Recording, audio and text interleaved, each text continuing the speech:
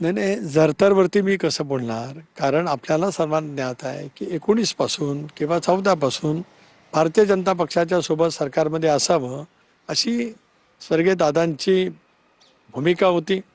राष्ट्रवादी काँग्रेस पक्षाच्या त्यावेळच्या सर्व बैठकींमध्ये दादा ती स्पष्टपणाने भूमिका मांडते आले. 19 साली मध्ये देवेंद्रजी आणि दादा यांचा एकत्रितपणाने शपथसुद्धा झाला.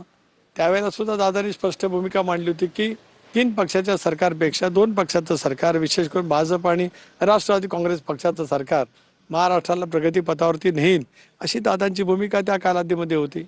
आणि आपल्याला ज्ञात आहे की 2023 मध्ये ज्या वेळेला वारंवार पक्षामध्ये चर्चा होऊन सुद्धा भारतीय जनता पक्षावरती जाण्याचा निर्णय होत नाही, त्यावेळेला आम्ही स्वर्गीय चव्हाण साहेबांचा जो विचार आहे की बहुजन समाजाचं ही साधायचं असेल तर सत्तेमध्ये असलं पाहिजे, पण आमची जी मूळ विचारधारा, धर्मनिरपेक्ष विचारधारा, शाहू फुले आंबेडकरांची सामाजिक समता या विचारासह आमचा एनडीएमध्ये सहभाग त्या ठिकाणी झाला.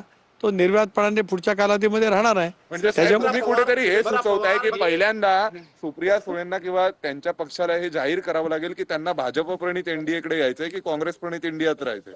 नाही नाही, ते म्हणणारा मी कोण? मी राष्ट्रवादी काँग्रेस पक्षाची भूमिका प्रदेशाध्यक्ष म्हणून सांगितली. इतरांनी राजकीय भूमिका काय घ्यावी, कुठल्या पक्षाच्या सोबत त्यांनी त्या ठिकाणी जावं, हा प्रत्येकाचा अधिकार आहे आणि त्याच्यामुळे त्या विषयावरती मी काय बोलणार नाही. सुनेत्रा पवार या उपमुख्यमंत्री होण्यासाठी उत्सुक नव्हत्या अशा प्रकारचं थेट वक्तव्य रोहित पवार यांनी केलं आहे. त्यांना जबरदस्तीने उपमुख्यमंत्री करायचं केलं.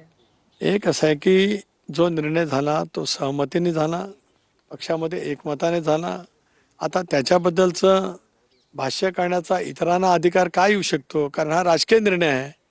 राजकीय निर्णय घेण्याचा राजकीय पक्षाचा अधिकार आहे आणि आमचा राजकीय पक्ष भारतीय निवडणूक आयोगाने आणि सर्वोच्च न्यायालयाने दादांच्या नेतृत्वाखाली योग्य म्हणजे तो आहे मान्यता प्राप्त असा निर्णय दिलेला आहे. त्याच्यामुळे आमच्या पक्षाचा निर्णय घेण्याचा सर्वस्वी अधिकार आम्हालाच आहे. तटकर साहेब, सीपी राधाकृष्णन यांची देखील भेट घेतली, राज्यसभेचे सभापती. वहिनींनी खासदारकीचा राजीनामा दिलेला आहे का नाही? कारण वेगवेगळ्या चर्चा खूप सुरू आहे. राजीनामा दिलेला नाही. राजीनामा देण्याच्या संदर्भात विषयी त्या ठिकाणी झालेला नाही, कारण उपराष्ट्रपती महोदय हेच राज्यसभेचे अध्यक्ष त्या ठिकाणी किंवा सभापती असल्यामुळे त्यांच्याकडे एक भेट घेणं त्यांची हा एक त्याच्यातला आजच्या या संबंध दिवसभरातल्या त्यांच्या भेटीमागचा जो पुढच्या काही दिवस पंतप्रधान काय म्हणाले की एनडीएचे घटक पक्ष म्हणून तुम्ही सोबत असणार आहेत, असं काय आश्वासन तुम्ही दिलेलं आहे का? आम्ही एनडीए मध्ये आहोतच. आश्वासन देण्याचा मुद्दा काय आहे? एनडीए मध्ये जाण्याचा निर्णय दादांच्या नेतृत्वाखाली आम्ही घेतला आणि आज वहिनी उपमुख्यमंत्री म्हणून एनडीएचे घटक पक्ष म्हणूनच त्या ठिकाणी आम्ही काम करतो. त्यामुळे वेगळं म्हणण्याचं काही कारण येतच नाही. सर, उपमुख्यमंत्री